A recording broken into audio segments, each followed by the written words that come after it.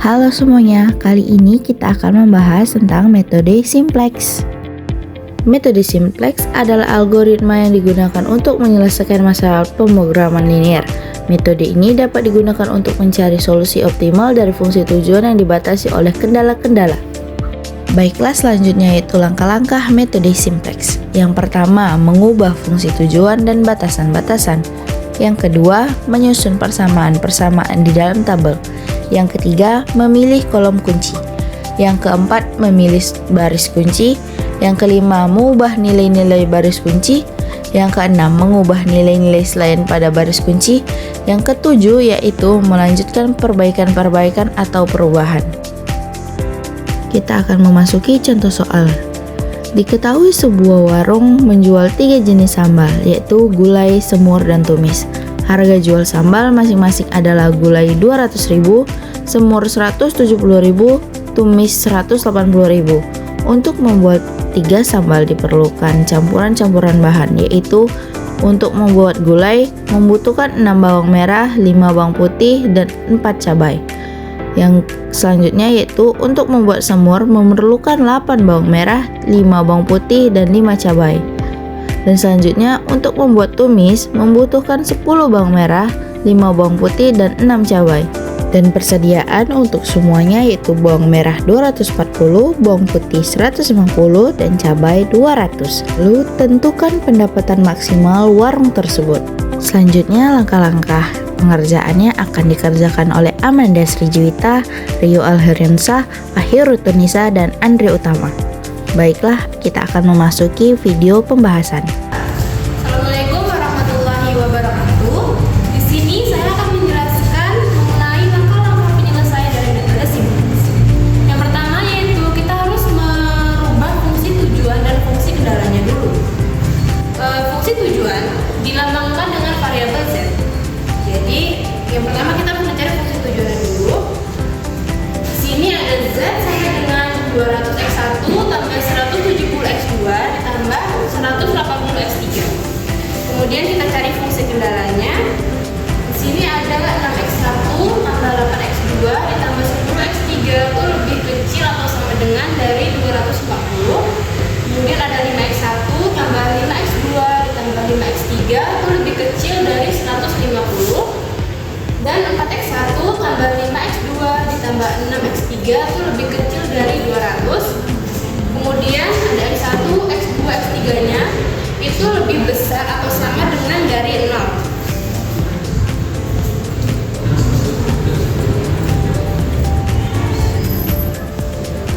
Untuk merubah fungsi tujuan dan fungsi kendalanya, yang pertama kita ubah dulu fungsi tujuannya dulu. Kita buat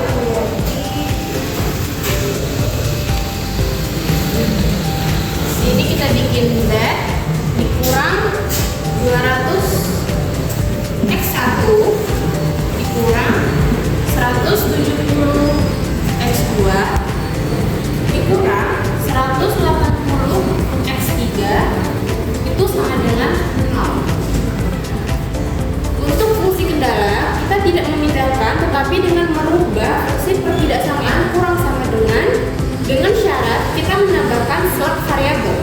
Slot variabel itu adalah variabel yang kita tambahkan pada fungsi-fungsi kendala sehingga mengkonversikan tanda pertidaksamaan menjadi kesamaan. Seperti ini, 6x1 ditambah 8x2 ditambah 10x3. Kemudian kita tambahkan slot variabelnya yaitu x dengan kemudian 5x1 ditambah 5x2 ditambah 5x3. Kemudian kita tambahkan slot variabelnya yaitu x dengan 150. Kemudian 4x1 ditambah 5x2 ditambah 6x3. Kita tambahkan slot variabelnya yaitu x dengan 200.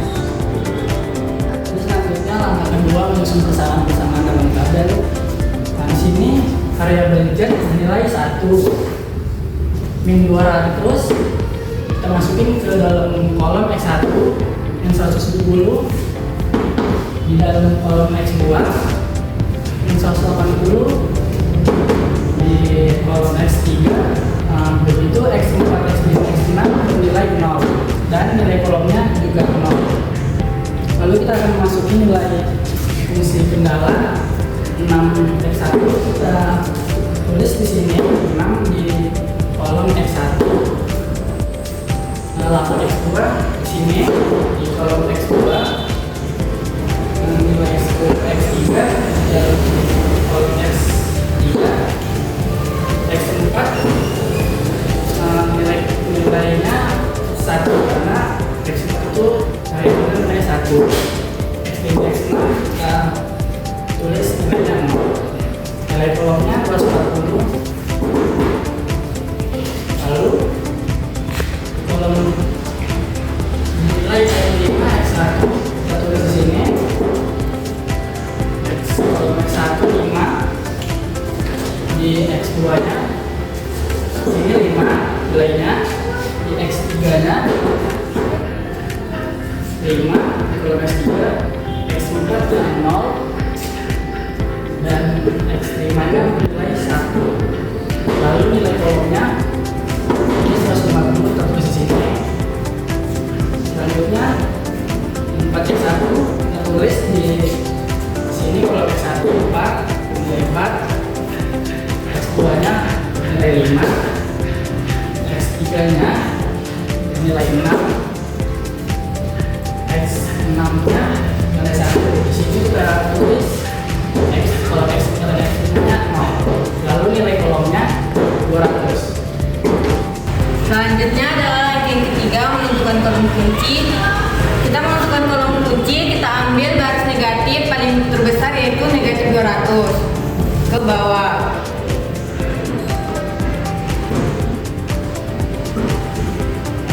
Setelah itu kita akan mencari nilai kanan dari kolom kunci, yaitu diambil dari nilai kanan paling kecil yaitu 150.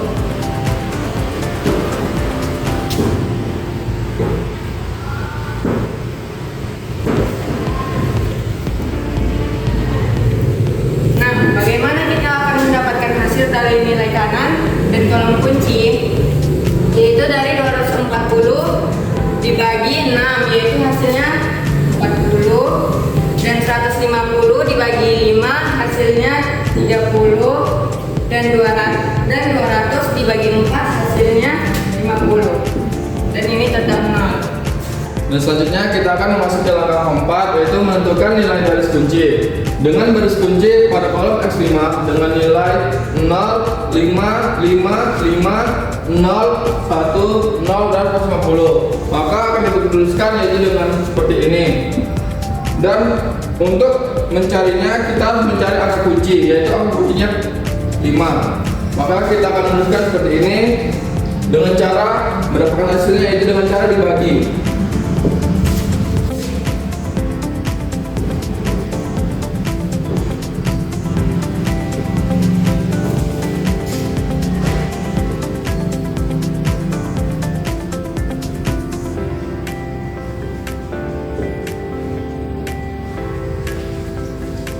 Setelah membagi, kita akan mendapatkan hasil yaitu X1.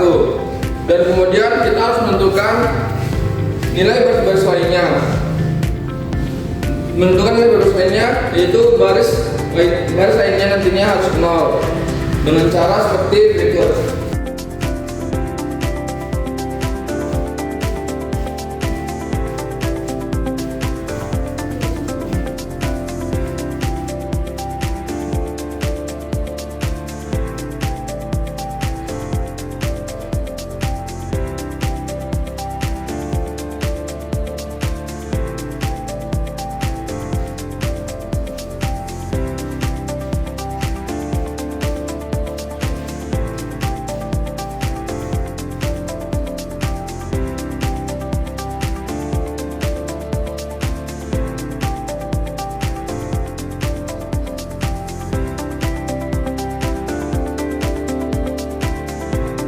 Nah, kemudian kita akan menentukan nilai baris-baris lainnya.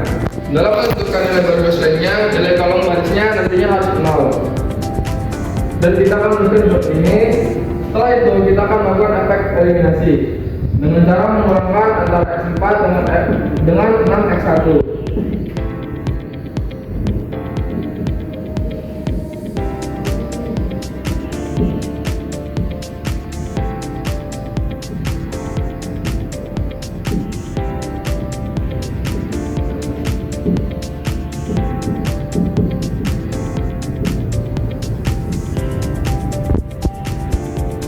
Nah, setelah dapat hasilnya, maka kita akan membuatnya itu pada x4 baru.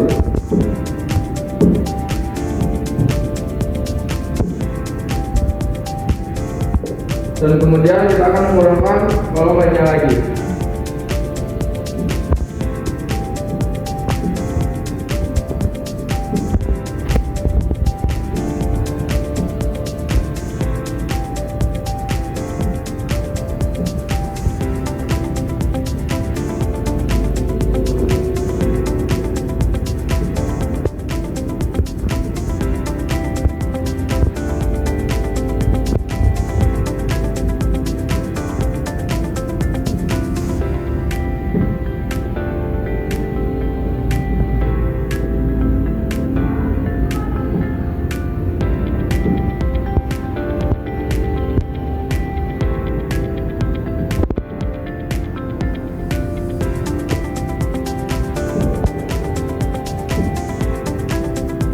Nah, setelah itu kita akan melakukan efek eliminasi lagi.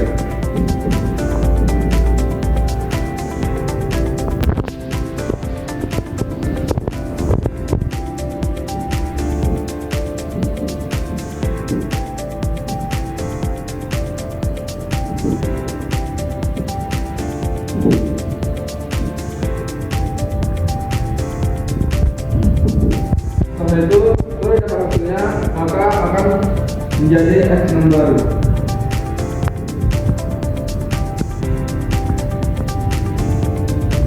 Kemudian kita akan menambahkan antara kolom Z dengan kolom 200x1.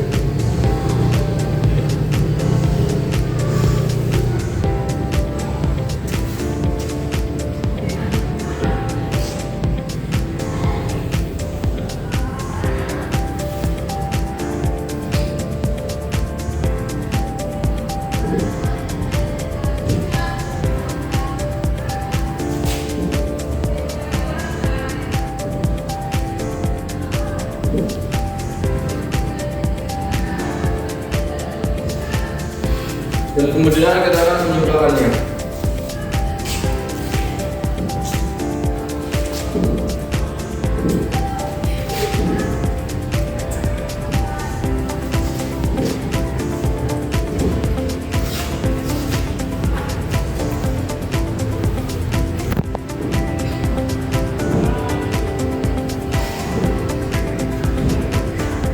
Nah, setelah dapat hasilnya, maka kita akan membuat yaitu yang namanya tabel baru.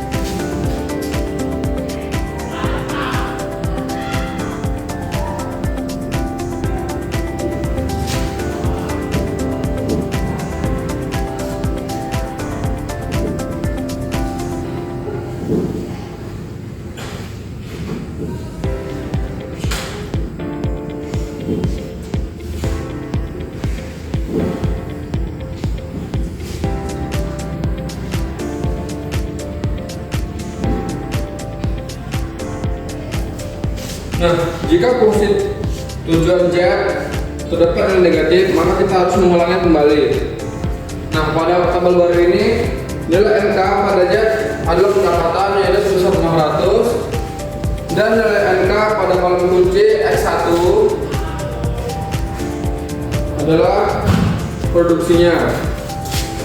Jadi pendapatan maksimal dari toko warung ini adalah sebesar 600.000 dengan memproduksi sebanyak 30 bumbu gulai.